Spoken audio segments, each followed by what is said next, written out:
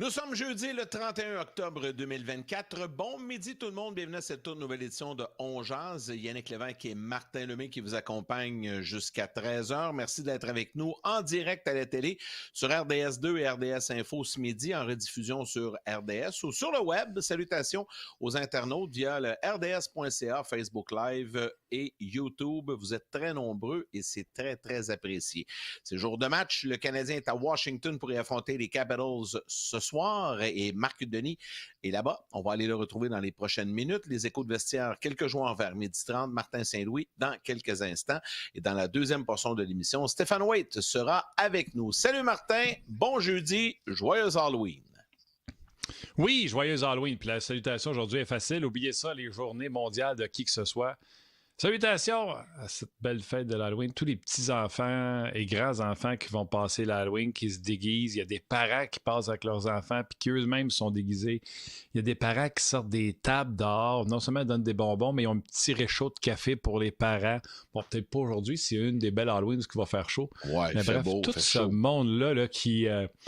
en anglais, qui disent embrace, qui font en sorte que cette fête-là d'Halloween, c'est pas juste ding-dong, merci, puis que, tu sais, c'est le fun, l'Halloween. Moi, j'ai une de mes fêtes préférées, peut-être même en avant de Noël.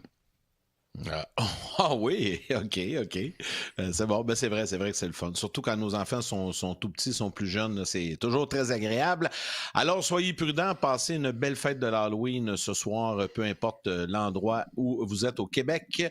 On vous en souhaite une belle soirée. Puis il fait beau, puis il fait doux, puis il fait chaud, ça va être le fun, donc très, très agréable.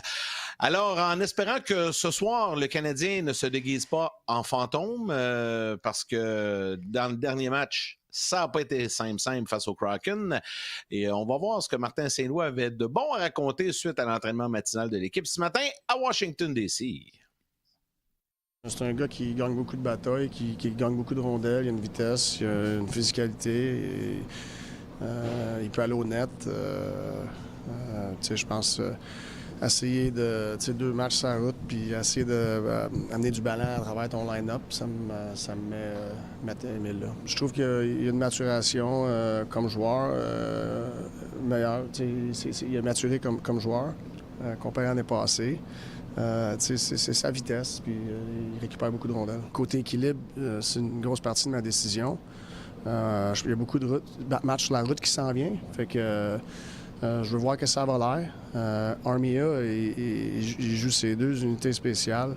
C'est un gars, j'ai confiance beaucoup en lui défensivement. Puis je pense que cette ligne-là, ensemble, les Cappy, Army puis Devo, ils peuvent faire quelque chose de bien. C'est sûr, un Goulet à 100%, puis qui joue constamment, tu sais ce que tu vas avoir. Puis même si c'est un gars qui est capable de manquer un petit peu de temps, puis il revient, puis on dirait qu'il n'a pas manqué de temps. Mais tu peux pas garantir ça. Fait que, mais je m'attends qu'on ait une bonne version de Gould. Ça va-tu être sa meilleure version? Je sais pas.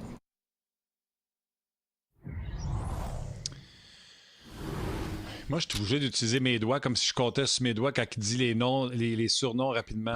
Army, Cappy, puis Devo. Devo. Fait qu'il a rechangé le trio d'hier. Écoute, moi, je suis le maître dans mon salon. Marc, comment ça va?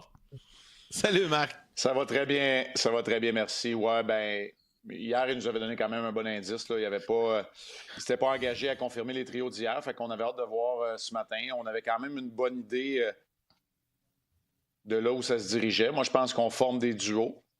On forme des duos principalement. On salue le retour de Goulet et de Barron. Ouais, ben on crée des duos. On crée des duos avec Slavkovski et Doc, Caulfield et Suzuki, on les garde ensemble. J'ai envie de dire qu'avec Armia, Dvorak, c'est débrouillez-vous. Mais j'ai aimé l'explication aussi ce matin en disant... Non, mais j'ai aimé l'explication ce matin en disant ça aurait été un vrai débrouillez-vous si Newhook s'était retrouvé là. Parce que là, on dirait, ben, regarde, t'as 3 gars qui se cherchent un peu, mais dans le cas d'Armia, c'est vrai qu'ils jouent en infériorité numérique où le Canadien, ça va bien. Enlevons le match de Seattle, en tout cas pour l'infériorité numérique. Alors voilà à quoi ça va ressembler. Les États de Jacky sont laissés de côté. Mailloux a été cédé au Rocket de Laval. Raphaël Harvey-Pinard et du voyage. On savait qu'il y avait un chandail là, qui ne permettait pas d'encaisser du contact là, ce matin. Il va être là pour les entraînements pendant ce voyage-là. Il a besoin de s'entraîner avec le groupe, de reprendre du rythme, mais on ne s'attend pas à le voir dans les 2 matchs là, de ce voyage-là, bien évidemment. Mais il s'approche en retour. Ouais, tranquillement, pas vite. Moi, je pense qu'on est peut-être encore à... on est à un bon 3 semaines encore d'avoir un retour, là, parce que c'est pas une petite blessure là, qu'il a subie, mais la meilleure façon, là, pour l'instant, quand tu es capable de t'entraîner, l'équipe médicale est quand même ici, le gars des habiletés individuelles est avec l'équipe. Quand c'est un voyage éclair d'un match, tu n'as pas de nécessité, mais quand tu es parti sur la route pour 3-4 matchs, lui, pour Harvey-Pinard, là, il a réussi à s'entraîner hier avec l'équipe, aujourd'hui avec l'équipe. Demain, ils vont s'entraîner ici à Washington avant de partir à Pittsburgh où il va avoir un autre entraînement parce que c'est des matchs de soir. Fait que ça va lui permettre un peu là, de gagner en rythme avant de revenir en pleine santé. Moi, je m'attends à ce qu'on soit encore à au moins 10 jours, peut-être 2 semaines, là, qui recommence l'entraînement régulier avec contact. Écoute, ça prendra le temps que ça prendra, puis à quelque part, on ne sera pas surpris même s'il se faisait envoyer à Laval pour un conditionnement. Là, remise en forme. Remise en forme pour voir du jeu avant d'arriver dans la Ligue nationale de hockey. Donc, le Canadien a bien d'autres problèmes que ça de souci. Quand est-ce que Raphaël Harvey-Pinard va recommencer à jouer? Est-ce que, puis tu l'as dit, si on avait remis New York, on aurait pris les 3 pires. Ben, d'ailleurs, hier, quand c'était ça, c'est ce que j'ai dit à Yannick. On a pris les 3 gars qui étaient anémiques, puis on les aurait mis ensemble. En remettant Goulet avec Madison, en mettant Struble, que je constate qu'il joue bien. Même Martin avait parlé à droite, c'est une carte de plus quand tu peux jouer à droite. Avec Barron, tout ça. Je pense que c'est honnête de dire que c'est une meilleure formation, non seulement avec le retour de ces défenseurs-là, mais également, moi je vais le dire, avec la deuxième ligne qu'on fait avec Slafkovsky, en séparant Slafkovsky de Caulfield puis de Suzuki, ça permet peut-être d'avoir une deuxième ligne qui était anémique. Ça ne peut pas être Evans comme deuxième ligne. Ça te prend une deuxième ligne offensive qui a plus de punch. C'est ça que tu essaies de faire en mettant Slav avec Black. Ouais. Tu sais là-dessus, Martin, là où je te rejoins, c'est que Anderson, Evans, Gallagher, je ne veux pas leur donner l'absolution. Tu veux toujours en fournir plus offensivement, mais la réalité, c'est que si ces 3-là jouent avec le niveau d'intensité, d'effort, d'engagement qu'ils ont démontré depuis le début de la saison, qui sont quand même assez responsables défensivement, ils ne seront pas capables de marquer assez de buts pour... ils ne marqueront pas tous les buts pour réparer chacune des erreurs. Parce que ce n'est pas un trio que tu t'attends à avoir sur la feuille de pointage à chaque soir. Donc, tu reviens au même problème initial, c'est-à-dire qui va te fournir de l'attaque qui ne s'appelle pas Nick Suzuki et Cole Caulfield. C'est ça que tu essaies de trouver. Tu en as besoin. Là, jusqu'à date, ça n'a pas fonctionné. Doc, Armia et Newhook quand tout le monde est en santé. Donc, il faut que tu essaies d'autres choses. Avec des matchs à l'étranger, parce que tu n'as pas le dernier changement, tu veux rééquilibrer la formation et c'est exactement ce que Martin Saint-Louis fait. T'sais, on en a parlé, Armia, là, moi, honnêtement, là, j'ai pas de problème avec l'effort, ce qu'il veut faire, mais il ne s'est pas changé en marqueur de 30 buts, un coup de baguette magique parce qu'il était sur le deuxième trio. Là. Non. C'est ça. Fait que quand tu considères tout ça, c'est aller chercher de l'équilibre. Puis moi, j'aime un entraîneur qui essaie des choses différentes. Moi, je suis prêt à le donner le temps à cette équipe-là de retrouver, voire de trouver, pas de retrouver parce qu'ils ne l'ont pas trouvé encore, mais de trouver avec le duo Slafkovsky-Dak pour être capable de supporter la production offensive de Caulfield et de Suzuki qui, eux, n'ont pas ralenti. De toute façon, c'est correct que Martin Saint-Louis brasse ses cartes. À un moment donné, avec la performance du match contre le Kraken, s'il n'avait rien fait, on serait tous aujourd'hui en disant coudonc, il ne change rien, il n'essaye rien. C'est correct, c'est louable. Puis j'ai hâte de voir. Moi, je l'aime beaucoup de ce que j'ai vu depuis le début de la saison aussi d'Emil Heinemann. Peut-être que ça va être un bon fit avec Suzuki et Caulfield. Puis il y a Jean-François Trépanier qui te demande sur YouTube, Marc, qu'est-ce qu'Emil Heinemann fait de bien et qu'il pourrait apporter à Suzuki et Caulfield sur le premier trio? C'est une bonne question, ça. Oui, bien, il y a plusieurs atouts.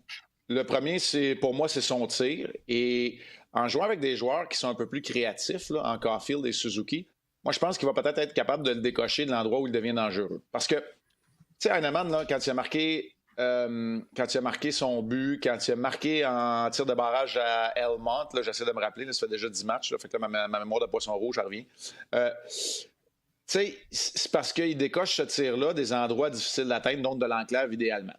Quand il décoche de l'enclave, aucun problème. Il y a un bon tir, mais un bon tir là, décoché sur les ailes, C'est très difficile de battre un gardien de la Ligue nationale de hockey. Donc, moi, je pense que ça, il va pouvoir le faire. Il y a une dégaine qui est rapide, puis il y a un tir qui est pesant aussi, des poignets. Maintenant, sa vitesse, elle est plus qu'acceptable. Et il a une force physique aussi pour aller chercher des rondelles. Et là, ça va être son défi. Ça va être son défi avec Caulfield et Suzuki d'aller chercher des rondelles en échec avant pour lui, parce que c'est la force de Slafkovský en échec avant. C'est là où Heinemann va devoir, et je présume qu'il va avoir plus l'opportunité de le faire avec Suzuki et Caulfield, de se porter en échec avant, d'aller chercher des rondelles, d'aller aider aussi. Parce qu'au niveau physique, là, il y a des atouts qui sont très intéressants. Il y a une force physique qui est très intéressante pour gagner des batailles à 1 contre 1. Puis ça va être un des travaux de Emil Heinemann. Voilà ce qu'il peut apporter, en tout cas, et être un bon complément. Je ne m'attends pas à ce qu'il soit le dynamo sur ce trio-là. Je m'attends à ce qu'il soit un bon complément. Ça va être ça son défi. Puis s'il le réalise, s'il remplit cette mission-là, c'est peut-être une piste de solution. Parce que oui, on cherche de l'attaque sur les autres trios, mais si tu es capable de continuer, tu n'as pas besoin d'améliorer le premier trio. Si tu es capable de continuer à ce que ce trio-là produise, ben tu vas rester là. Oui. Puis j'espère qu'il ne se gênera pas. Tu sais, souvent, on en parle beaucoup de sa shot, son lancer.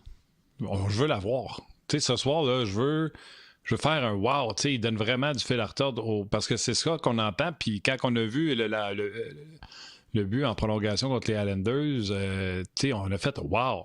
Fait que j'espère qu'il ne sera pas timide puis vouloir faire la passe d'extra à Suzuki, à Caulfield, parce que c'est des tireurs aussi. J'espère qu'il va prendre sa place puis la tirer à la petite noire parce que écoute, si... vas-y.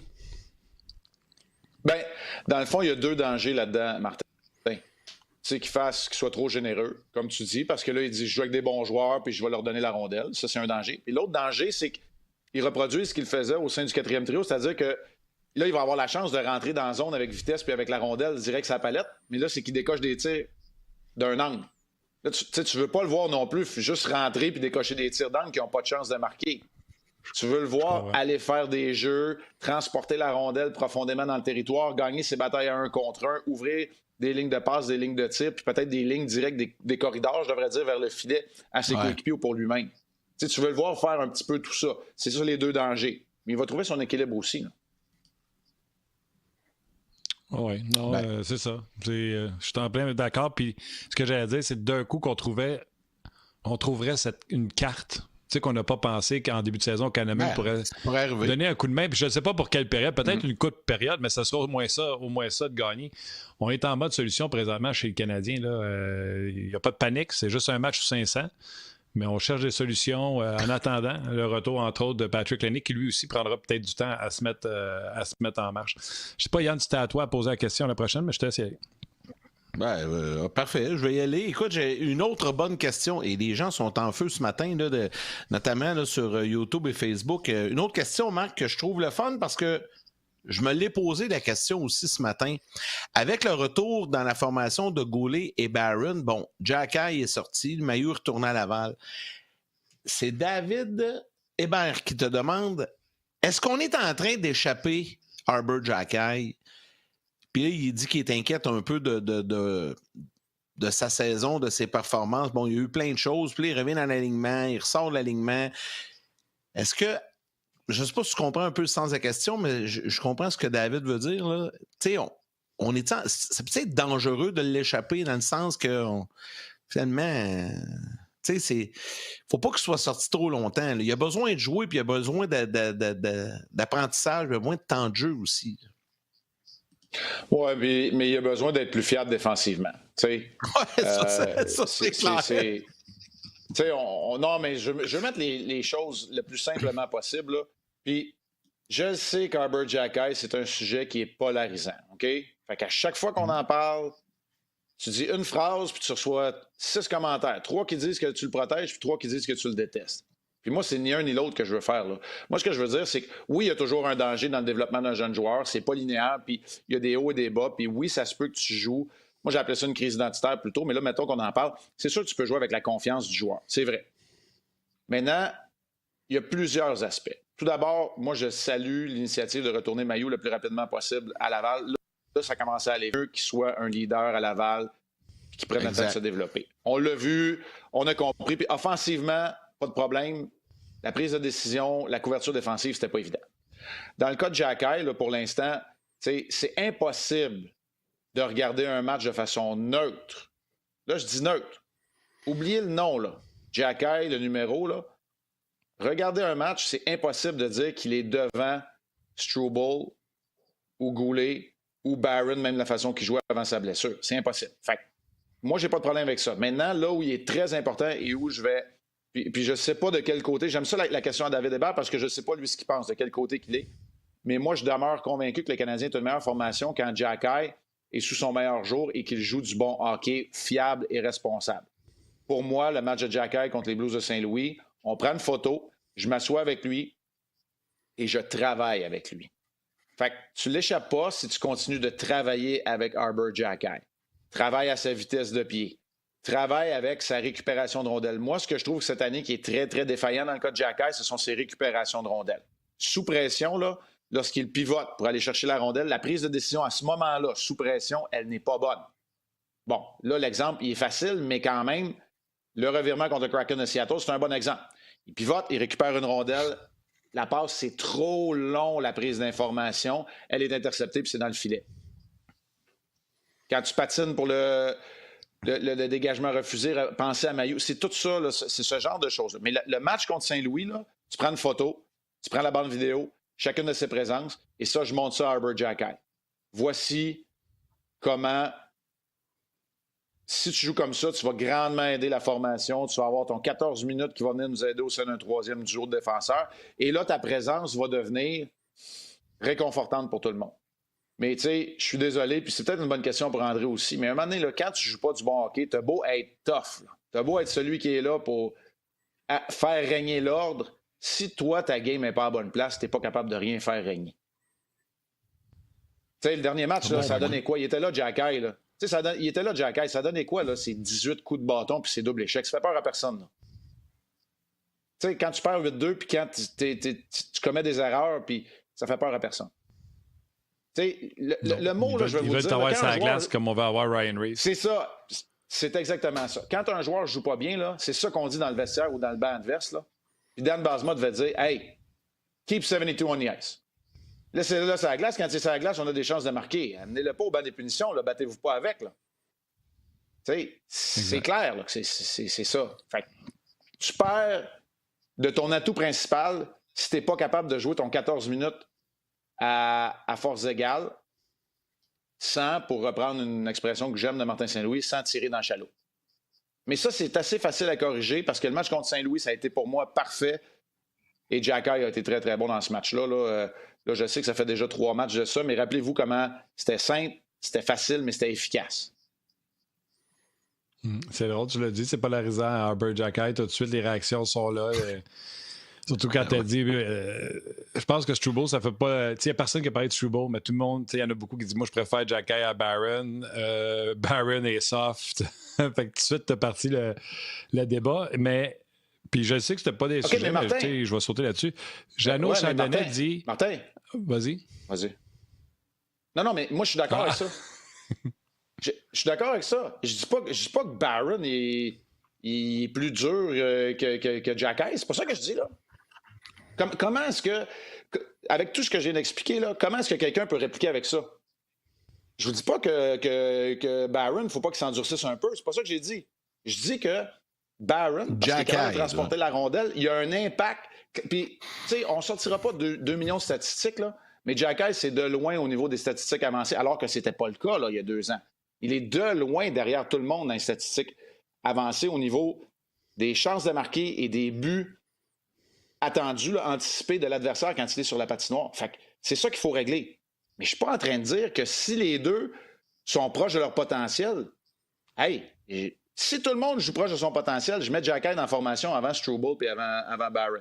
Mais c'est pas ça que j'ai dit, là. Oui, puis tu sais, Marc, puis pas parce que je veux défendre les jaseux, mais tu sais, eux sont en délai, souvent ils se répondent entre eux autres, fait que ce n'est pas nécessairement adressé à ce que toi tu viens de dire sur le moment.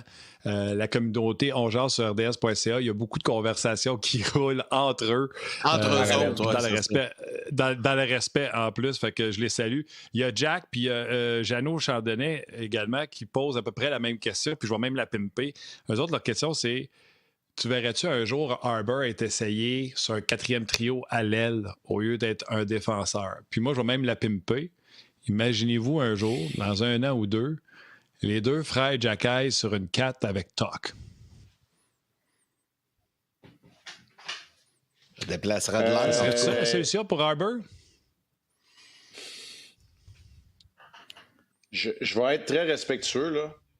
Là, on a plein nos bottes à essayer d'en faire un défenseur qui trouve son identité.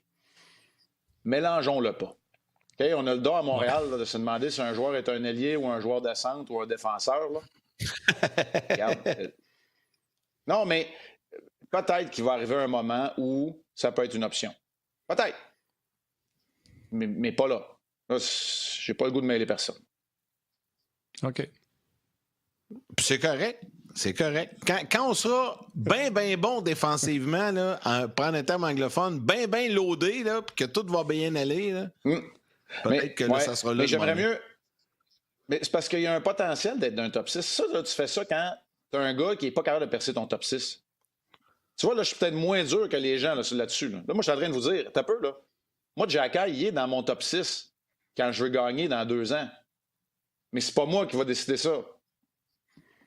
Puis, à quelque part, là, c'est pas Martin Saint-Louis qui va décider ça, c'est Arbor Jacky par son jeu. Exactement. Mais moi, je verrais ça, là. Exact. Moi, je verrais ça, là. Hudson, Reinbacker, Mailloux, Jacky dans la formation, Goulet. Là, t'en manques un. Tu vas chercher un gros défenseur, un top du top, là. Et, tu sais, t'es correct, là. Fait que moi, j'ai pas baissé les bras, j'ai pas jeté l'éponge. Mais, je le répète, je le sais que c'est polarisant quand on parle d'Arbor Jacky. Fait que, je l'avais dit, je m'étais dédouané avant, je le savais. Mais je suis prêt à me défendre. J'ai pas dit d'ennerie ce midi là, à propos d'Arbor Jacky. C'est impossible de prendre mes paroles et de dire que c'est pas ça. Ceux qui me disent qu'ils jouent bien, là, mais je viens de vous dire qu'il y a 2 matchs contre Saint-Louis. Il était excellent. Il a bien fait. C'est ça. Mais c'est ça une jeune équipe. T'sais, là, on parle de Jacky, mais ça arrive avec d'autres, puis ça va arriver encore avec d'autres. Hey, personne ne m'a dit s'attendait à ce que... Vas-y. Ouais. Je vais répéter quelque chose que j'ai dit mardi. Il nous reste 1 minute avant la pause. Tu sais que tu as une jeune équipe quand ton jeu de puissance dans la Ligue nationale de hockey, là, on parle c'est une équipe dans la Ligue nationale qui veut être dans la lutte. Ta deuxième unité de jeu de puissance, il y a 2 gars qui n'ont jamais marqué un but. Fait que, ça met les choses en perspective, là. C'est ça. Tu sais, je veux dire, ça met les choses en perspective en tabarouette. Là, quand tu considères que du côté des Rangers, c'était probablement des gars de 80 points sur le deuxième jeu de puissance. Mais le Canadien, eux autres, ils ont 2 gars qui n'ont jamais marqué un but dans la Ligue nationale qui jouent sur le deuxième jeu de puissance, Kapanen et Hudson. C'est ça, Hudson et Kapanen. C'est ça. Fait que, tu sais, c'est ça. Hudson va en marquer, ça ne sera pas long. D'après moi, il va en marquer, ça ne sera pas long. Puis je le mets sur mon deuxième jeu de puissance aussi. Ouais. Ouais, non, mais l'image est très forte, puis c'est vrai, c'est ça. T'sais. C'est juste quand il arrive des débandades comme mardi, c'est là que des fois on vient. Le petit côté émotif du partisan le ressort, puis on vient un peu en Saint-Étoile d'Arnold, puis c'est juste normal. Juste normal. Je t'ai écouté jusqu'à la fin, là. Je t'ai regardé jusqu'à la fin, mais. Hey. Ah, c'était toi, hein? Le sous-titrage vous est présenté par Golf Town. L'événement démo est de retour du 31 octobre au 3 novembre. Détails à golftown.com. C'est bon pour la gestion notre gestion de colère. Tu sais, quand tu écoutes ça, puis tu dis là, faut que j'écoute au complet. Ouais, c'est toi qui m'as écouté à la fin, c'est ça? Ouais, c'est ça. Il restait peut-être juste moi, Martin. Je ne sais pas, mais en tout cas, on était là.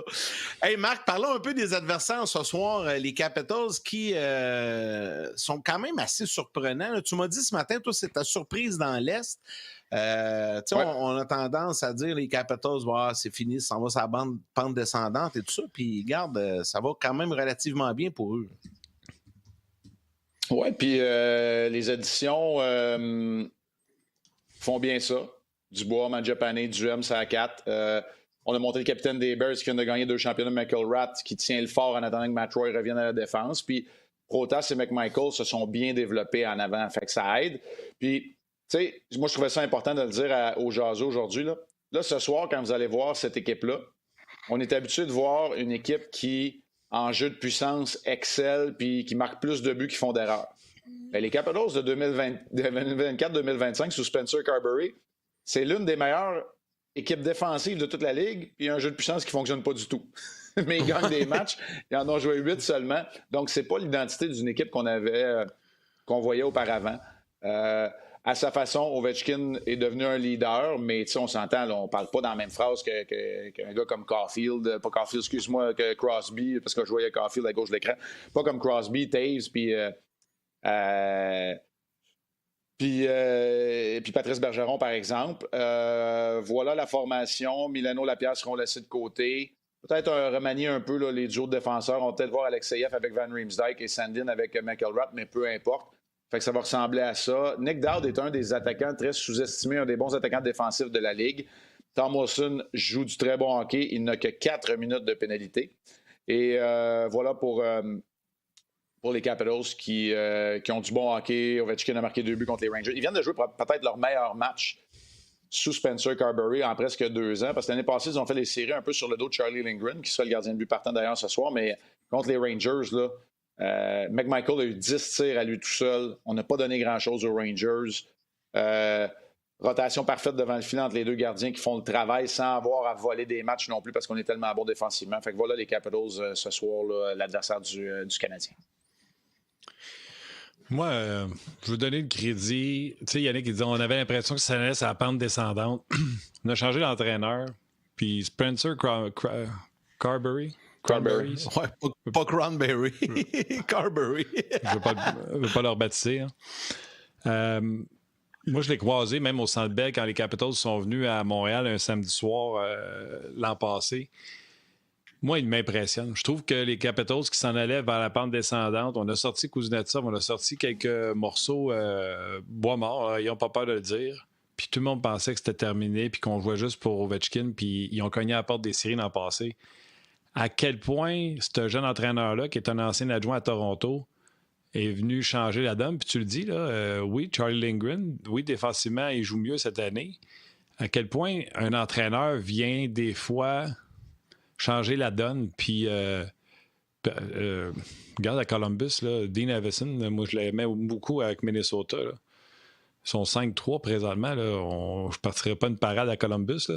Mais j'ai l'impression que des fois, il y a des entraîneurs qui arrivent à quelque part puis ça change tout. Puis je pense que Carberry a fait ça avec les Capitals. Moi, ce que j'ai envie de te dire, Martin, là, pour renchérir là-dessus, là, je te contredis pas du tout, mais c'est qu'il y a une prise de conscience.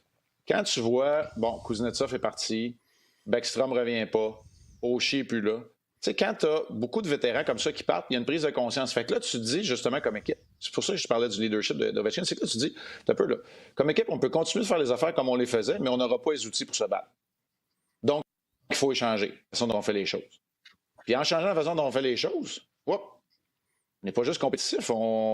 L'année passée, on fait les séries, d'accord, là, au bris d'égalité, puis parce que Lindgren a été incroyable en fin de saison, mais on fait les séries quand même.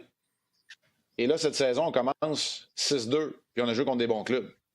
Fait que, tu sais, la vente, elle se fait un petit peu plus tout seul dans ce temps-là. Mais oui, Carberry, il y a comme une énergie. Tu sais, aujourd'hui, avec les réseaux sociaux, on voit beaucoup les discours d'après-match. Puis Spencer Carberry, après chaque match, là, il va faire le tour du vestiaire, puis il va saluer le travail. Il a salué le travail de Protas le dernier match. Il a salué McElrath, sa bagarre contre Rempe. Il a salué le travail de Logan Thompson, qui est 4-0, puis il a salué le McMichael, Mikey, comme il l'a appelé, qui avait 10 tirs au but. Il y a une énergie. C'est pas sans rappeler ce que Martin Saint-Louis amène aussi comme énergie. C'est beaucoup plus collaboratif. Tu vois pas John Tortorella faire ça, tu vois pas les Claude Julien de l'époque faire ça non plus. C'est collaboratif aujourd'hui, puis c'était comme si c'était arrivé au bon moment du côté des Caps. Tu as eu besoin de Barry Trotz pour ramener un jeu plus défensif, puis tu as eu besoin de resserrer les rangs pour gagner une Coupe Stanley avec une équipe hyper talentueuse. Mais là, quand tu n'as plus ce talent-là puis que les vétérans partent, tu as besoin de jouer d'une façon différente. Puis on semble acheter ça du côté des Caps. Ouais, je trouve ça intéressant. Un bon point. Ben, c'est la nouvelle génération des entraîneurs, c'est très différent. Puis on ne le voit pas juste au hockey, là, on le voit dans les autres sports également. Puis je trouve ça intéressant aussi qu'on nous donne accès à ça, qu'on puisse voir ça. Là, je sais qu'il y a beaucoup de gens qui ont posé des questions à propos des gardiens de but. Puis là, ils sont surpris parce qu'on a zéro parlé des gardiens de but, ni de Montembeault, ni de Primo. Ça s'en vient. On garde ça avec Stéphane Waite à 12h30. Donc, dans une trentaine de secondes, Stéphane va joindre à nous. Et on va parler de Samuel Montembeault et on va parler de Cayden Primo qui sera devant le filet ce soir. On a plein de questions, Marc, à vous poser. Là. Hier, je l'ai même dit, Martin, durant l'émission. On va garder nos sujets gardiens de but pour demain en parlant d'aujourd'hui avec Marc et Stéphane. Donc, Stéphane se joint à nous. Les gens à la télé vont revenir de la pause. Et là, on jase.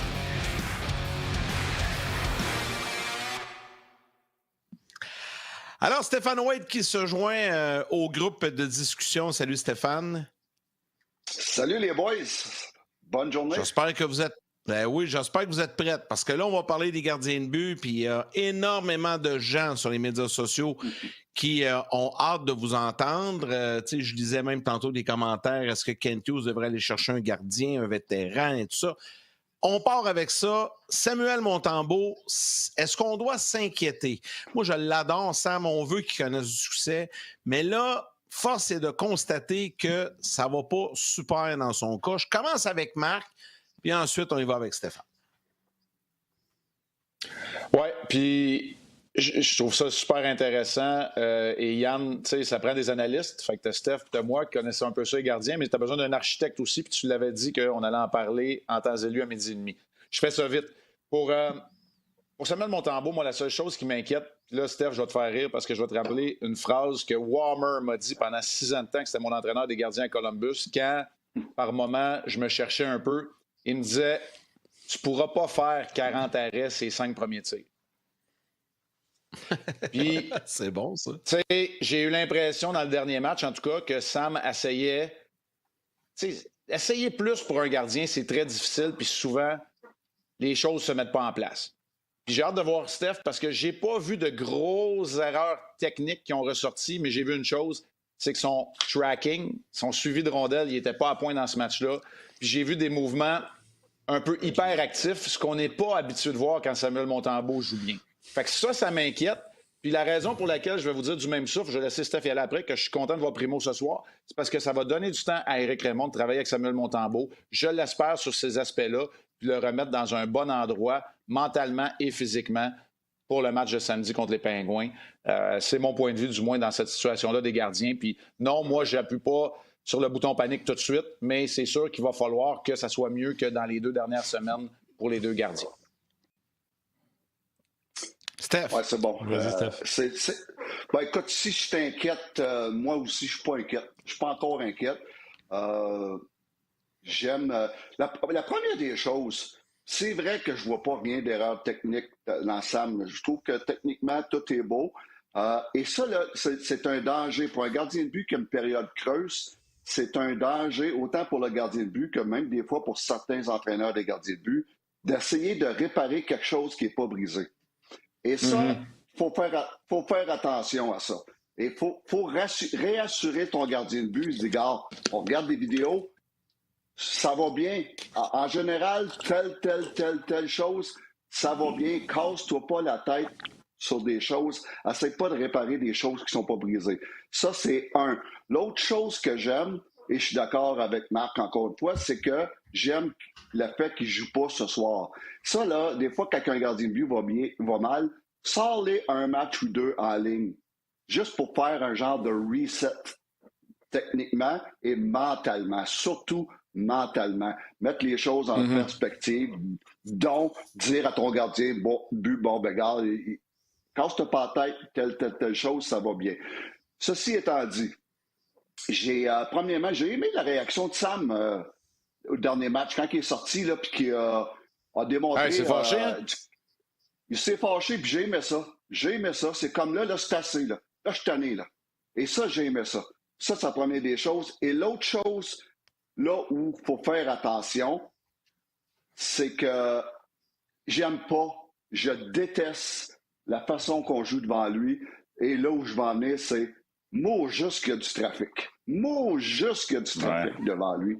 C'est incroyable. Ça doit être frustrant pour un gardien de but de ne pas voir les rondelles comme tu devrais les voir. Ça doit être frustrant et ça devient frustrant. Ça me rappelle un épisode quand on avait signé Nikolai Khabibulin à Chicago où c'était Trent Yonley, l'entraîneur-chef, et c'était un grand défenseur des tirs bloqués puis d'avoir du trafic devant le filet. Khabibulin capotait. Il détestait ça. Il disait, Steph, je suis pas capable de jouer ça. J'ai trop de pretenders devant moi qui qui prétendent de vouloir bloquer des shots, mais tout ce qu'ils font, c'est de me voiler. Il dit la moitié des buts que j'accorde, c'est des buts que je peux arrêter facilement. Et je vois un petit peu cette tendance-là maintenant avec Sam. On focus tellement sur essayer de bloquer des lancers que tout le monde, ça donne, tout le monde converge au filet. Les défenseurs, les avants de notre équipe et les avants de l'autre équipe. Donc, j'ai sorti le dernier match, les gars. Premier but est dévié et voilé par Matheson. Un but, le but d'Orlésiac. Le deuxième Qui but, est dos à la rondelle. Exact. Deuxième but, Anderson et Evans sont devant Montembeault. Un but. Cinquième but, Dvorak, même s'il est haut dans la zone, a quand même, pour un instant, une fraction de seconde, Sam a perdu la rondelle. On dit tout que c'est un mauvais but, c'est un but qu'il aimerait revoir, mais il reste que c'est difficile quand tu perds la rondelle une fraction de seconde à vitesse, ça s'en vient. Donc, c'est 3 buts. Le match avant à Philadelphie, le premier but, t'as Anderson, t'as Evans, t'as Jacky en ligne devant Primo. Primo, là, même sur la vidéo, il la voit pas encore, même si il est représenté le lendemain matin. Il l'a jamais vu. Tout ça pour dire, puis là, je peux aller, j'ai fait les 5 derniers matchs contre les Rangers, Dvorak, contre les Islanders, Savard, un autre but dont je me souviens pas. Ça, c'est 6 ou 7 buts dans les 5 derniers matchs que les gardiens de but voient rien. Et la plupart du temps, sont voilés par qui? Par le joueur. Donc ça, c'est une situation que j'aimerais qu'on règle à Montréal. C'est pour ça que je ne mets pas tout le blâme chez les gardiens de but en ce moment. On regarde les statistiques, c'est terrible. Sam est 46e dans la Ligue au niveau de la moyenne de buts contre sur 49 pour les gardiens de but qui ont joué au moins 4 matchs. Mais si tu regardes avec les stats, tu dis Montembeault est pourri. Mais je regarde les matchs, puis Montembeault, il n'est pas pourri. Donc, c'est ça que mon évaluation. C'est tellement dommage, Marc, parce que je veux parler du système homme à homme qui fait que là, t'as le gars qui passe directement devant. On a vu Lane Hudson, il y a une bataille le long de la bande, puis là, le joueur passe devant le gardien de but du Canadien, mais Lane suit. Fait qu'étant donné qu'on est en homme à homme, s'il y a quelqu'un qui fait un screen au gardien, il y en a plein d'autres. Puis je pense qu'on pourrait parler de gardien pendant 30 de minutes, mais t'es à Washington, t'as de l'ouvrage. Fait que faut que je te laisse aller travailler, mais donne les rendez-vous, puis je sais que ce n'est que partie remise. Puis je veux pas voler le spotlight à Steph, là, c'est son temps d'antenne. Alors, vas-y. Hey, il y a une affaire que je retiens, Steph. Il y a une affaire que je retiens. J'ai un regret dans ma carrière. J'aurais aimé ça que tu me coaches parce que quand ça allait mal, moi, je me fâchais. T'aurais aimé ça souvent. OK. les rendez-vous pour aujourd'hui à 18h, je vais être au 5 à 7. Ensuite, pour la période d'échauffement, on vous parle d'Emil Heinemann, des gardiens des Capitals également. On vous parle des changements de trio et évidemment d'Alexander Ovechkin. Il y en a déjà 4. Il se rapproche de Gretzky. On vous parle de tout ça pour le match qui est à 19h ce soir à Washington en compagnie de Pierre, bien sûr. Fait que, bon match tout le monde. Puis Steph, je reste là puis je t'écoute en me préparant pour ma prochaine mission. Là. Excellent. Merci, good job. Et j'ai très hâte, en passant, de voir mon ancien gardien Charlie Lindgren. Un gars que j'ai beaucoup de respect pour lui. Beaucoup de respect. Ouais, c'est vrai, tu nous en avais Salut, déjà Marc. parlé. On va en parler tantôt. Salut, Marc. Un gros merci. Encore une preuve que c'est long. Bye-bye. Encore une preuve que c'est long, un gardien de but. Moi, je vais juste ajouter quelque chose, puis c'est pour ça que je disais c'est plate qu'on perde Marc tout de suite, parce que Marc a dit son tracking de rondelle n'était pas bon. Son suivi de rondelle n'était pas bon. Ouais. Moi, Steph, je disais ça à mes petits gardiens, il y a suivre la rondelle, puis il y a vouloir suivre la rondelle. Puis, si tu veux suivre la rondelle, tu as des grosses chances que tu vas suivre la rondelle. Mais si tu veux juste suivre la rondelle, tu comprends-tu? Faut que tu veuilles. Ouais. Et j'ai l'impression que Sam n'était pas dans un mode... Tu sais, un mode, Yann, quand tu vois ton gardien... Combatif. Là, il a la tête Combatif. chercheuse. Il cherche. Exact. Quand tu C'était vois pas ça, c'est pas il ça veut qu'on a voir vu. la rondelle. Quand il est statique comme ça, puis que c'est, tu sais, le coup de même, il cherche la rondelle. C'est bien différent. Et moi, je trouve, et c'est ce que je trouve de Samuel depuis le début de la saison, il n'a pas la tête chercheuse. Et ça, c'est capital pour le gardien de but. Et pour moi, c'est une grosse différence. Si vous enlevez le premier match, puis là, après ça, rajoutez tout ce que Stéphane a si bien expliqué, puis là, après ça, on va retomber dans peut-être ce que Martin Saint-Louis ne comprend pas pour un gardien de but. Si tu te mets en homme à homme avec aucun trigger où ce que tout le monde court partout puis que tes défenseurs sont rendus en haut ou en bas, c'est que tu as à peu près n'importe quand qui passe devant un gardien de but. Et le match contre le Kraken et le match des Kings, c'est un copier-coller. Ils ont pris les rondelles de la pointe, du poignet, ils ont amené ça au filet, puis ça s'est fait dévier en chemin. C'est les lancers pratiquement les plus difficiles. Si je peux pas me coller sur le gars qui dévie la rondelle, un gars qui se met devant moi pour dévier la rondelle, c'est facile. Mais un gars qui est à 15 pieds en avant de moi qui dévie un puck, ça, c'est difficile. Oui, exact. C'est pas Exact. Ben oui. Plus que la déviation est loin de toi, souvent plus c'est difficile. Donc, mais écoute, Martin, tu as raison. Et ça, c'est un point. Parce que là, je viens de défendre les gardiens de but du Canadien, en disant qu'on ne voit pas souvent la rondelle parce qu'on met beaucoup de trafic, dont nous autres mêmes devant le filet, dont les défenseurs du Canadien, dont les joueurs du Canadien. Ça, c'est une chose. Mais de là, je veux pas que ça devienne, puis je dis pas que c'est le cas avec Sam, mais j'ai des gardiens de but, moi, que j'ai eus, qui trouvaient comme excuse, je jouais rien, Steph. Je jouais rien. Et ça, j'aimais pas ça. Ça, je lui disais, c'est ta job d'essayer de voir quelque chose. Travaille, puis travaille. Trouve une façon de voir cette rondelle-là. Même s'il y reste 75 joueurs devant toi, trouve une façon, c'est ta job.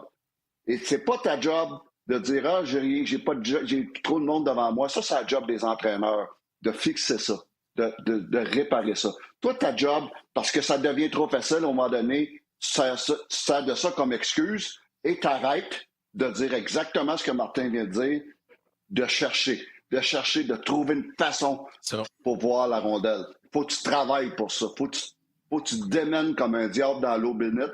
Et c'est peut-être inconsciemment ce qui arrive avec Sam un petit peu. Il se laisse souvent tomber en disant « J'espère qu'elle va me frapper ». OK, Steph, on va poursuivre la discussion sur les gardiens. On va parler du duel de ce soir entre Caden Primo et Charlie Lindgren, mais juste avant, allons du côté du vestiaire du Canadien à Washington. On a quelques échos de vestiaire et au retour, on poursuit la discussion en marge de l'affrontement Canadien-Capitals. I watched it back and it was kind of a weird scenario. I mean, it was kind of a decision I had to make. It was either I kind of keep the puck in my feet and not get the puck in, or get the puck in and take a hit. Sometimes you got to take a hit to make a play, and I've always believed that. I'm never going to stop believing that. But again, there's maybe hits that you can avoid, and but also at the same time, I'm not going to overthink it and try not to get hit. I think that's probably worse to try not to get hit or try to avoid hits. I'm not really going to change much to my game. I think physicality is part of my game, and being hard to play against is a big part of my game. So I'm not going to change much in that aspect at all. I think anytime, you get injured, you want to be back as soon as possible. And, I feel like I was playing some decent hockey. And, I think it's, getting back in the lineup tonight and just trying to kind of carry that momentum. Thankfully, it hasn't been too long. So just try to, like I said, carry that momentum in today and start building my game back up. I think his release is probably the best part. I think, his first goal this year was insane. I think nobody really saw it come off his stick. So obviously he can fire it. I think he's going to have a couple good looks tonight. Obviously, after our last game, I think need to change some things up. Maybe spark some energy. Just find some new looks, and that game's behind us. Just looking forward to tonight and being better as a group. On va être meilleurs tous ensemble. Ouais. J'ai hâte de voir ça ce soir, moi. Justin Barron qui dit je pense que je jouais du hockey décent avant la blessure. Tu veux revenir le plus vite possible. On sait que lui s'est fait sonner les cloches par Trouba, on en a parlé. Et dans le cas de Goulet, on ne savait pas c'était où, parce qu'on se souvient de la mise en échec. Je me souviens plus c'était contre qui à la ligne rouge. Puis il était, pour une des rares fois en plus, il était de son côté gauche. Fait qu'il dit des fois, il faut que tu prennes une mise en échec pour pouvoir placer la rondelle dans le fond de territoire. Puis j'ai toujours été un gars qui pensait qu'il fallait prendre des coups des fois pour faire le bon jeu au lieu de se débarrasser puis d'avoir peur d'être frappé. Puis je vais continuer à jouer de la sorte. Il avait terminé le match et c'est par la suite qu'il avait disparu. Donc on peut comprendre que peut-être ça pourrait être quelque chose comme une épaule qui a été endolorie à la suite de ce... Je me souviens plus c'était contre quelle équipe, mais j'avoue encore la séquence. C'était Kempe. Ah oui, merci. Non, c'est contre les Kings. Non, c'est vrai, contre les Kings. C'était Kempe qui l'avait frappé au centre. Merci à Val pour la bonne réponse. Bon, le duel ce soir. Primo qui est dans le filet, donc plus de travail Montembeault avec son entraîneur des gardiens de but. Et pour Montembeault. Puis là, c'est Primo ce soir contre Lindgren. Primo ne joue pas du mauvais hockey. Tu sais, les gens l'ont pris en grippe après le match à Boston où le Canadien s'est fait manger contre les Bruins. Là. Mais je pense pas que le monde aurait dû le prendre en grippe à ce moment-là. Je pense que c'est le moins pire des deux, visiblement. On va voir ça ce soir. Oui, ben écoute, Caden Primo, premièrement, les gars, mine de rien, c'est son 4e départ. Les 4 départs, c'est la route. Ça, c'est le côté difficile d'un gardien de but numéro 2, souvent. Tu as les départs plus souvent sur la route. T'aimes jouer ton numéro 1 à la maison parce que tes chances de gagner sont meilleures. Et puis, donc, son 4e départ, les 4e sur la route, à Boston, à Islanders et puis à Philadelphie. Donc, son 4e sur la route. Ça, c'est pas facile tout le temps de jouer sur la route. Autre chose, c'est Caden... il y a quand même une fiche de 1 victoire, 1 défaite, 1 nulle. Donc, il joue pour 500. Et puis, c'est ce que tu demandes à ton gardien de but numéro 2 de jouer au moins pour 500. Et quand ton gardien de but numéro 2 joue au moins pour 500, mais faut que tu sois quand même satisfait en espérant que ton numéro 1 joue pour 600, 700 et ainsi de suite. Donc, ça, c'est les bonnes nouvelles pour Caden. Les mauvaises nouvelles pour Caden, c'est que faut qu'il apprenne à devenir un bon numéro 2. Et c'est difficile. Et il y a beaucoup de gardiens de but qui ne sont pas capables de faire cet ajustement-là. Et puis, on pourrait en parler. J'ai travaillé des gardiens de but, des vétérans dans la Ligue nationale qui ont tout le temps eu la misère de faire cette transition-là, de devenir un deuxième gardien de but. Là. Et on pourrait en parler avec Marc Denis, qui était un très bon numéro 1. Il a déjà avoué que ça a été difficile de faire la transition de gardien de but numéro 2 quand il est allé avec Tampa Bay. Et avec raison, c'est un métier avec numéro 2. Et Caden doit apprendre ça. Parce que la seule affaire que je n'ai pas aimé de Caden, en gros, cette année, c'est les 2 fois qu'il est venu en relève à San Montembeault, contre Rangers et contre Seattle. Il est venu, il était juste correct. Il n'a pas été capable de fermer les écluses. Et puis, puis je dis pas que c'est de sa faute parce que souvent on avait arrêté de jouer devant lui. Là. On n'était plus là pantoute. Mais il faut qu'il apprenne à devenir un bon numéro 2. Je trouve que c'est très différent Rangers-Kraken. Je trouve que contre le Kraken, il a été super bon, mais il y a eu des jeux, tu sais, le but que Dak dort au gaz, puis que Montour descend, puis qu'il y a 2 shots sur lui. Il arrête la première, puis le Montour, qui est parti de la ligne bleue, a son propre retour. Ouais. C'est complètement indécent. Parce qu'il avait été bon, il avait fait quelques arrêts en remplacement, mais contre les Rangers, souviens-toi, je pense que c'est le 5e but qui était rentré, ça avait fait mal. Là. Oui, un bad goal. C'est son seul. Ouais. C'est un bad goal, je me rappelle, contre les Rangers, mais contre Seattle. Puis l'autre but de Montour, un lancer sur réception, une shot des ligues majeures. Donc, non. Mais en même temps, Steph, là, Caden Primo, là, lui, là, il y a une occasion. En tout cas, je me mets à sa place. Moi, je sais pas, je pense de même. Il y a une occasion en or de performer puis d'aller chercher. Peut-être pas le poste de numéro 1, mais pas loin. Tu sais, Sam, ça va moins bien. Là, on donne le net à Primo ce soir. Mettons qu'il a une bonne performance. Il revient à Pittsburgh avec. Tu sais, il peut prendre le lead, là, Caden Primo. Donc, faut qu'il voit ça comme une grande opportunité devant lui. Là. Colin, il est jeune. Là. Il a encore le potentiel de devenir un gardien numéro 1. Hein. Oh, exactement. Mais pour être honnête, le poste de numéro 1, Sam n'est pas en danger encore. Là. Il n'est pas en danger. Non. Même si Caden Primo arrêterait 75 shots à soir, le poste de numéro 1 n'est pas en danger. Sauf que, tu as raison, Yann, ça peut dire, OK, ça nous donne du temps pour travailler avec Sam, retravailler sa confiance, retravailler son puck tracking. Ça peut nous donner du temps et puis tu peux dire, OK, on vient avec Primo parce que c'est pas un back-to-back, on joue dans 2 jours à Pittsburgh. Donc, Yann, c'est un bon point. C'est un très bon point. Puis ça, tu as besoin de ça dans le temps de la saison, de donner un reset à ton gardien de but numéro 1 et donner une coupe de match en ligne à ton numéro 2 à condition qu'il fait la job. Exact. On l'a vu l'an passé. Souvenez-vous, Shesterkin avait des problèmes. Je pense que Quick a eu 4-5 départs de suite. Puis Quick est revenu, fini la saison fort, grosse série encore une fois. Puis là, il va être le gardien de but de pied. Vous voyez comment ça change vite dans une carrière de gardien de but? Exactement. Moi, tu as tellement raison. Et moi, un des meilleurs gardiens de but numéro 2 que j'ai eu dans ma carrière, c'était Ray Emery. Ray Emery avec les Blackhawks, qui, quand Corey Crawford avait des périodes creuses, mais Ray il pouvait jouer 2-3 matchs en ligne et bien jouer et nous faire gagner. Pendant ce temps-là, je travaillais avec Corey Crawford, on la replaçait, Corey est revenu, Corey est reparti pour la fin de la saison. Mais ça, c'est grâce à Ray Emery, qui faisait la job quand on avait besoin de lui. Donc, très important, ce rôle-là. En même temps, très ingrat. Comme que je dis, tu ne joues pas souvent. Faut que tu te tiennes sharp dans la pratique. Quand tu joues, souvent, c'est sur la route. C'est pas facile sur la route. Et souvent, c'est le deuxième match d'un 2-2, un dos à dos. Pas facile. Donc, la vie d'un numéro 2 est très difficile. Très difficile. Puis tu pourrais donner Stallard qui a donné des pauses à Bobrovsky. Puis regarde, Bobrovsky est allé gagner la coupe. L'année précédente, c'est Lyon qui est venu finir la saison. Oui. T'as besoin de ce gars-là. Puis, sais-tu quoi? Si ça met une pression sur Samuel de dire « Hey, je suis mieux de me réveiller parce que là, Primo joue bien. » Il y a Dobesch dans la Ligue américaine. J'ai vu ses stats passer. Je pense qu'il est 4-0, 4-0-1 depuis le début de la saison avec le Rocket. On n'est pas là, hein, Stéphane, de rappeler le gars des mineurs. Non. On veut surtout pas ça. On veut que Primo soit quand même...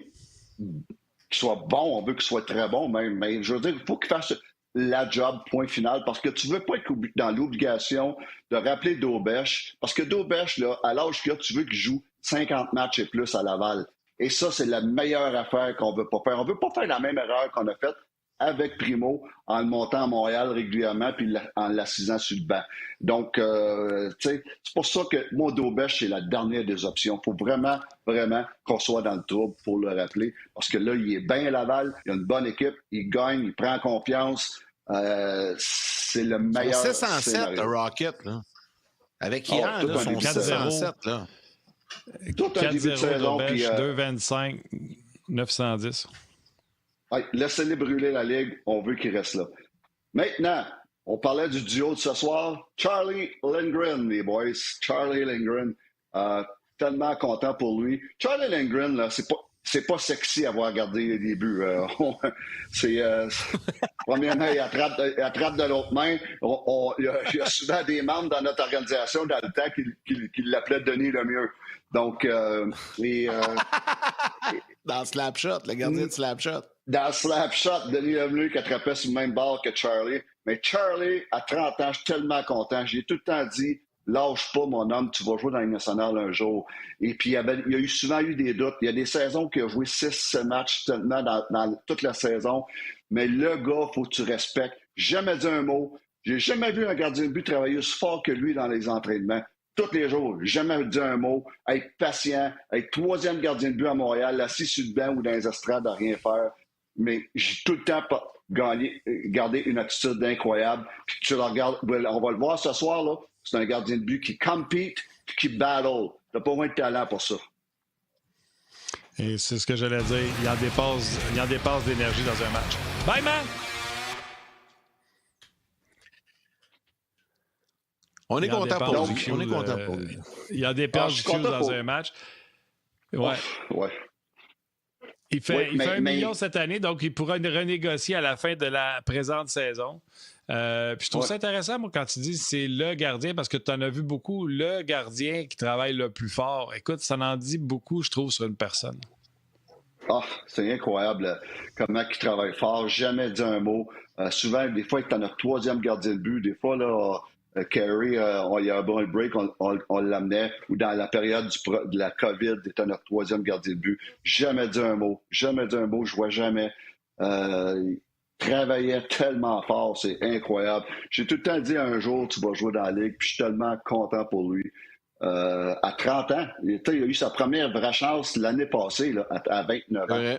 Donc, c'est pas être patient, faut être patient. Et écoute, ce soir, comme je dis, c'est pas le goaler le plus flashy. Ça veut dire, ça a l'air des fois, là, il a l'air d'un goaler des années 70 des fois. Là. Mais mot juste, c'est là que tu dis, c'est pas juste la technique, c'est battle, compete, desperation. Ça, c'est 3 mots que je répétais souvent à mes gardiens de but. Et ça, Charlie Lindgren là. C'est qui m'a fait réaliser ça, que des fois, c'était aussi important que de la belle technique, ça. C'est Tim Thomas en 2011, quand il a gagné la Coupe Stanley. Il était tout croche. Il était pas beau à voir. Mais Tim Thomas, il y a une affaire qu'il faisait. Il bataillait. Puis il compétitionnait dans le filet. Et ça, c'est des grosses... Et il y a une bague dans le doigt. Puis ça, c'est une grosse qualité pour les gardiens de but. Peu importe ta grandeur, peu importe ton talent, peu importe ta technique, peu importe ton athlétisme, c'est tellement important. Et ça, c'est quelque chose que je répète souvent à des jeunes gardiens de but. Steph, il nous reste quelques minutes à peine, puis je sais que tu vas en parler parce que ce matin, tu m'as dit, je veux jaser de ça. Tu sais, souvent, on a le nez ici collé à Montréal. Mais tu veux nous parler de l'Avalanche du Colorado qui ont toute une équipe. Mais au niveau des gardiens de but, c'est une belle catastrophe cette saison. Oh my God! T'as une belle équipe. T'as une belle équipe à Colorado. Et puis, dans Georgiev, c'est un début de saison catastrophique. Au niveau des stats, puis même pas juste au niveau des stats, au niveau de comment il joue. Il donne un mauvais but par match. Oui, c'est pas seulement de sa faute. Oui, c'est pas seulement de sa faute. On joue mal dans la zone de l'Avalanche. Mais quand tu joues mal, c'est justement, tu as besoin d'un gardien de but qui va stepper up. Et ça, Georgiev ne l'a pas fait. Et maintenant, on a donné une bonne chance à Noonan, qui a bien fait dans les circonstances, qui a bien fait. Mais on ne s'attend pas à ce que ce soit notre gardien de but numéro 1 à 24 ans. Il a bien fait. Et on est allé chercher au balotage, il y a quelques semaines, Capo Kakkonen. Je déteste pas cette décision-là pour emmener de la profondeur.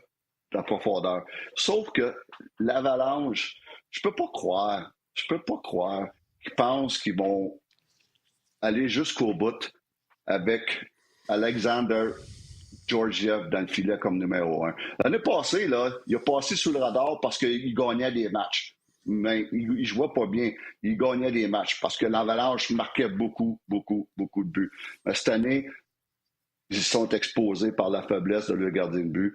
Et je peux pas croire qu'on ne fera pas tout pour essayer de régler cette situation-là devant le filet. Oui, il reste 1 an de contrat, puis il est vraiment pathétique. On l'a vu également en séries éliminatoires, à quel point il était juste...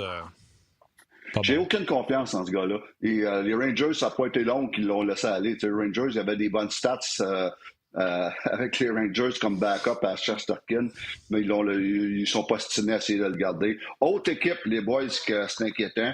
Puis on essaye, on étire l'élastique. On étire l'élastique à Pittsburgh avec notre fameux trio de Malkin, Crosby, Le Temps.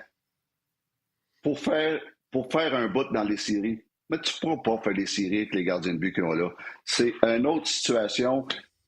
Kyle Dubas, là, il n'a jamais compris ça à Toronto. Ça a l'air que depuis 2 ans, il ne l'a pas compris encore à Pittsburgh. Qu'un gardien de but, tu n'as pas de gardien de but, tu ne gagnes pas. C'est pas compliqué. Même si tu aurais les meilleurs joueurs au monde, même si tu aurais le meilleur système au monde, même si ton coach est un génie, si ton gardien de but n'arrête pas époque, tu n'as aucune chance. Aucune chance. À Pittsburgh, Jarry, c'était une catastrophe totale dans les 3 matchs qu'il a joués, tellement qu'on l'a sorti de l'alignement. On dit, va-t'en faire un conditioning dans la Ligue américaine avec notre gardien de but, notre coach de gardien de but de développement, et puis en essayant de le ramener. J'ai aucune confiance, ce gars-là, même s'il le ramènerait, il ne sera pas meilleur pour moi. Le kid, Joel Blomqvist, peut-être le gardien de but futur numéro 1, peut-être. Il n'est pas prêt, le pauvre kid, il a 22 ans.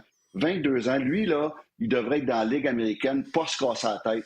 Et puis de jouer des matchs. Il n'est pas prêt, le gars. Il a du talent. C'est un gros gardien de but, CC3, 22 ans. Je pense qu'il peut être bon, mais il n'est pas prêt. Et l'autre, mais c'est un bon backup que j'aime bien, qui vient de revenir d'une blessure, mais encore là, c'est pas la solution pour être numéro 1. Alex Nedeljkovic, que j'aime, pour moi, qui peut être un des bons deuxièmes dans la Ligue nationale, un des bons. Mais pour prendre le load de numéro 1, impossible. C'est sûr qu'à Pittsburgh, même valeur, mais ça va être une longue saison pour les pauvres Pingouins, même si on aimerait ça qu'ils gagnent à cause de le fameux trio Crosby, Malkin, le temps. Oui, Jarry, qui avait connu une très mauvaise saison. Puis Dobus est arrivé, puis une des premières affaires qu'il a faites, c'est de donner une prolongation de contrat de 5 ans, plus de 5 millions par année. Incroyable. Bravo, chef. Par contre, je vais te laisser, Steph, en disant ceci. Si tu enlèves le premier match où Sam a été fumant, cette victoire-là de 1-0 contre les Leafs, tu t'en souviens? Les stats de Samuel depuis ce match-là, c'est 853 de pourcentage d'arrêt en 6 parties et 4,5 de moyenne en 6 parties. Ça, c'est énorme. Oui, puis on l'a dit tantôt, il y a une part qui revient à Sam, mais il y a une part qui revient devant lui. Faut l'aider. Il faut que Sam aide son équipe, puis il faut que son équipe l'aide. Et ça va peut-être le petit reset qu'on fait avec lui, il va sûrement y faire du bien, du moins je l'espère.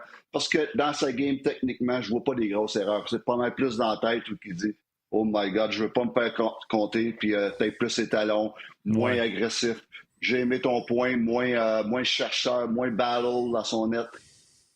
Donc, peut-être la petite crisette qu'il a faite après le match, j'ai aimé ça. Peut-être le fait qu'on sorte du net. J'aimerais ça si Primo joue bien ce soir. Comme Yannick a dit tantôt, totalement d'accord. J'aimerais ça si Primo en joue toute une, puis on dit à Primo, mais tu vas jouer à Pittsburgh. Ça donne un bon reset à Sam de prendre un step back, mettre les choses en perspective, puis de revenir fort la semaine prochaine. Oui, j'espère. Yann, on ne l'entend pas. Tu l'entends-tu, toi, Steph? Non, je parle. Yann, tu m'entendais pas? Ah, il est là. Ah, OK, je pensais J'allais dire, Steph. Passer l'Halloween. OK. non. Bon match ce soir. Bon match. Un gros merci. OK, les boys. Bon match ce soir. Bon Halloween. Merci beaucoup. À la semaine prochaine. Salut, Steph. J'ai eu une inquiétude, je pensais qu'il ne m'entendait pas encore. Là. Vous m'entendez bien? Là? Parfait. Gros merci à Stéphane White. Merci également à Marc Denis qui était avec nous en direct de Washington, à toute notre équipe de production en régie à RDS. Un énorme merci également à Valérie Gautran, réalisation mise en ondes, Christian Daou au contenu et Simon Meloche qui était avec nous aujourd'hui aux médias sociaux. Demain, on sera de retour avec Stéphane Leroux et Karel Émard. Plein de bons sujets à discuter demain également. Puis ce soir, on vous souhaite un bel Halloween et un bon match de hockey. Ouais. Meilleur que mardi, mon Yann. Meilleur que mardi. Ouais, j'espère. Joyeux Halloween à tous les Halloweeners. C'est le fun, tu sais, des Halloween qui pleut, c'est triste, là, mais aujourd'hui, il fait beau. Donnez plein de bonbons, puis ramassez plein de bonbons, puis salutations à vos mères, câlins à vos enfants. On se reparle demain.